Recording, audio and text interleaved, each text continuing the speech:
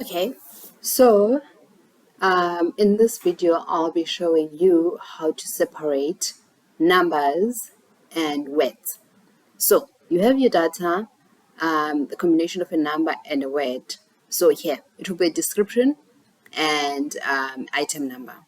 So you copy, you paste, you remove the words, you go to data, you go to AutoFlash, voila.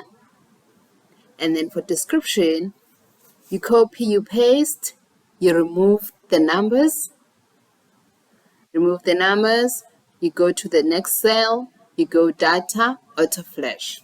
Voila, easy peasy. And then you can just clean up your data,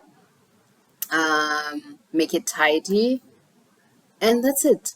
Easy peasy. Bye.